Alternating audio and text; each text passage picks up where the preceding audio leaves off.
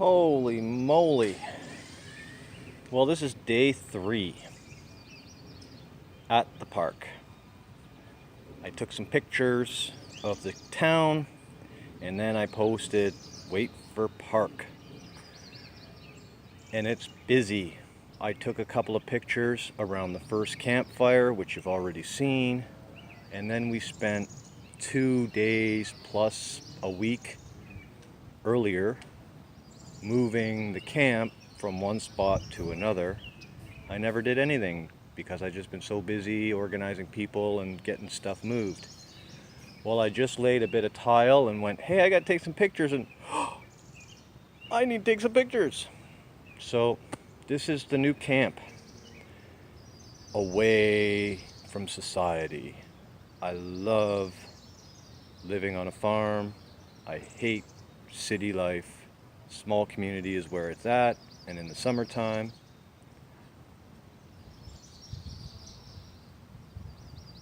tranquil bliss. Let's do a walk. The new spot.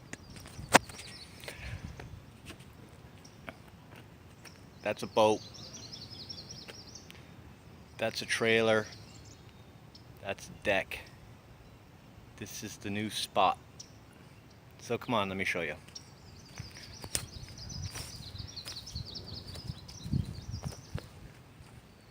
Where am I? Everything's backwards. So this here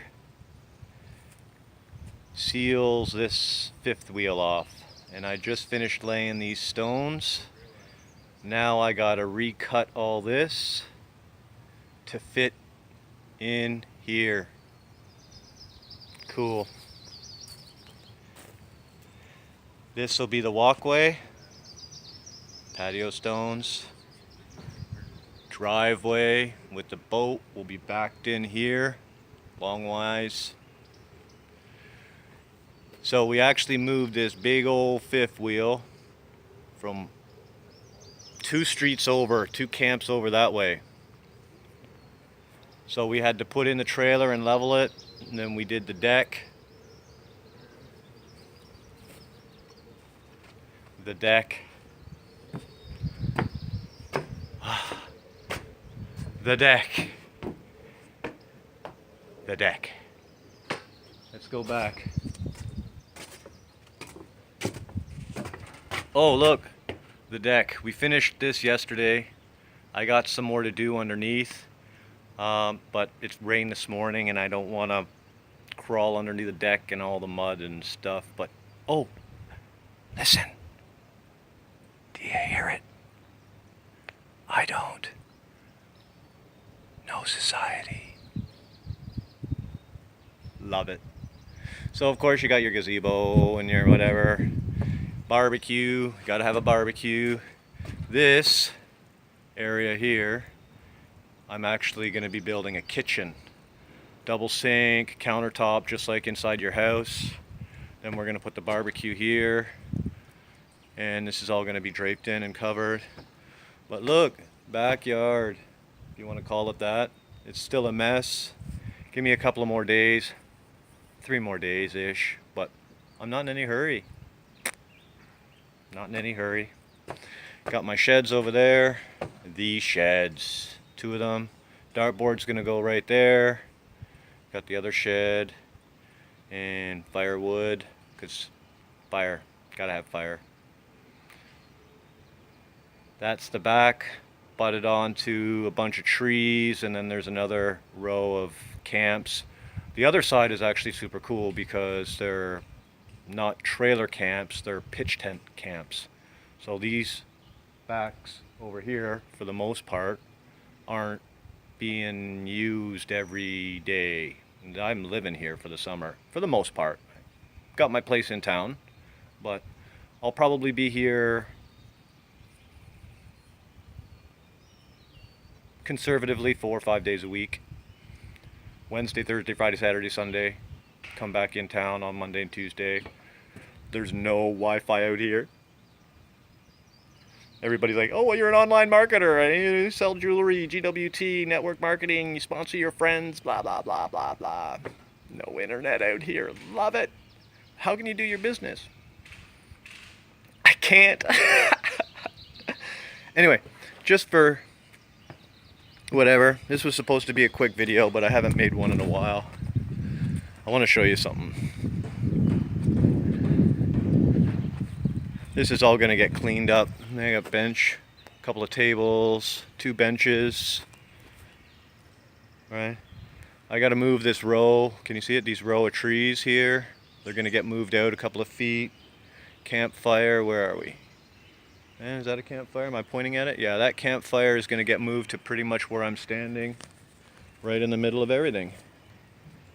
I got to do this, and there's going to be a decking and stuff that's going to run along the front of here. Got to put the door up. Cool. But check this out. I wake up in the morning, have my tea, and I can go for a walk, stroll through the bush. So we're at the 6-minute mark now. So let's see how long it actually takes for me to get to the jewel. The jewel. Oh, okay.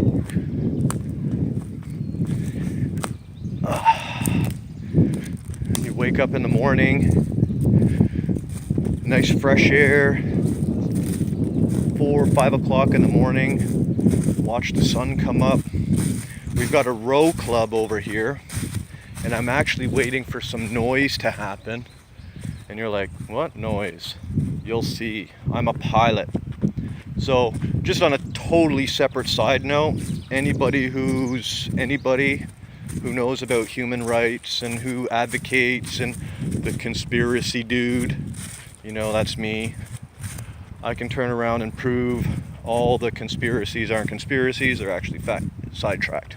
But side note, zombie apocalypse, you want to be by an airport. That's actually a big deal. If you don't know how to fly a plane or a helicopter, I suggest you learn, because airports have land, bunkers, planes, so you can bunker down or bug out. And this here, right over top of us, right over top of us, right on the other side of that lake there, is London Airport. Dash 7s and Dash 8s will land here about, I don't know, 4 or 5 times a day. You've got your small little fly club and your personal jets that land here, charters. But when you wake up in the morning, you grab your big old tea mug, which is, mine is 1.5 liters, because I drink 10 to 12 liters of tea a day. And these are all campsites, right? So typically only on the weekends this area here is full of people, otherwise it's like this. Granted, we're at the beginning of the season. Camp opened up on Friday. Yeah, 2 weeks now, or it will be 2 weeks on Friday. It's Tuesday, so last Friday, Friday before, week and a half the camp's been open, right? But check this out. You can fish here. They got the row club going on. I don't see anybody on the lake right now, but from last winter or last summer, you can actually see. Oh, I gotta pay attention to where I'm going so I don't fall down the bank. But I want you to check something out. People in the city don't know what this is. Can you hear this?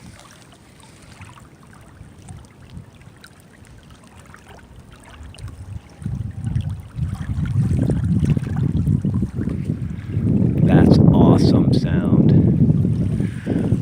But if you look over that way, you can see a buoy. That's for the row club. But look at the bank across the way. That's all from last winter. That side of the river, lake, didn't fare too well. But first thing in the morning, watch the sunrise, throw your fishing rod in the fish. And when was it? Last weekend, a 15-year-old boy pulled a 6-foot what is it called? Catfish out of this lake. A 6-foot catfish. Can you believe that? Isn't that amazing?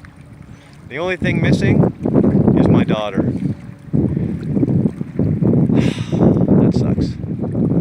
Anyway, that's part of the row club, wherever they are. Can't see it, but this is what life is all about. If you live in the city and you're doing the 9-to-5 slavery thing, you should at least bear nothing a couple of times a summer, rent a camp, go to Walmart, spend $500 or $600 on camping gear and tents and stuff, and go out camping at least, because it's awesome. Get away from the city. Stop being a slave. Why do I do this? 2 reasons. 1, because this is what I love to do. 2, because I can. Because I was smart.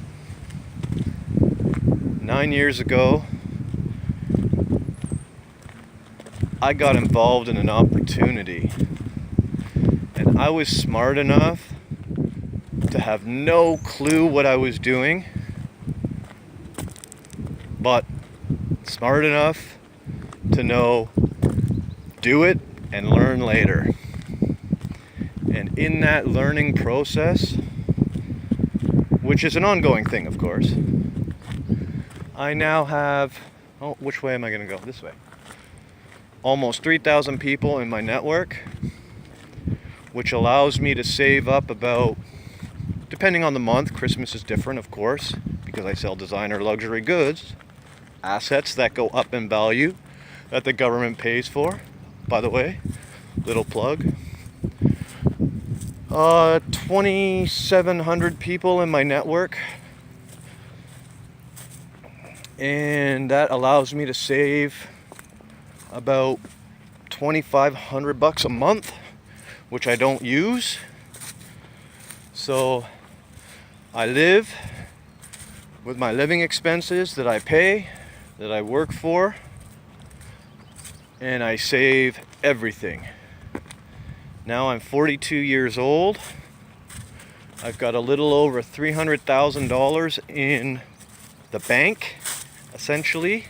My networking company stored up for me because I don't use it. Purposefully saving it. So, oh, here we go. This is what I'm talking about. Let's see. I'm going to see if I'm going to do it right. Where are we? There we go. -8. I love that sound. Just love that sound. That was actually a -8. Couldn't see, maybe a -7. -8's bigger.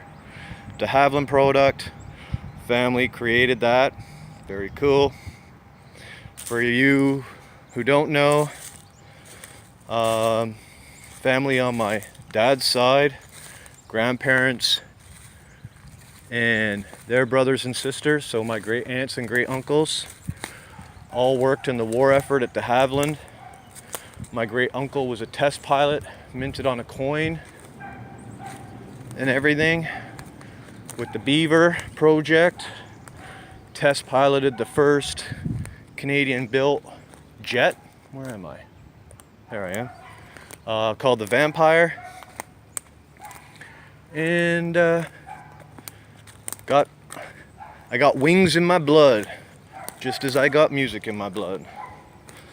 So between the super small amount of royalties that I still collect from my DJing experience and the albums that I've created, very small, allows me to survive, plus the odds and the ends. And I'm semi-retired, so I work when I want, for who I want, doing what I want. So I'm not completely retired, but the stigma of retirement. After the first 6 months, you get bored and do nothing anyway. So you might as well get a hobby. Whatever it is that you love to do, get really, really good at it, because then it doesn't feel like work. And that way, when you eventually get involved with a network marketing company, because I firmly believe that everybody will eventually, and you create that side stream of volume, that extra income, and then your living expenses are paid, then you're going to get bored real fast. You're going to do your trips and your vacations depending on how big your network is, if you allow that income to grow, because I know people making 20, 30,000 bucks a month. Then what happens after that? Mortgage is paid, retired, then what? For me, this is the then what. Soon, say in the next 2 or 3 years, I'm going to cash out. I'm going to buy a 100-acre property somewhere, probably around Timmins, Ontario, because it's cheap. Right now, as it stands, I can get 100 acres for about 35 grand. And then I can build my estates.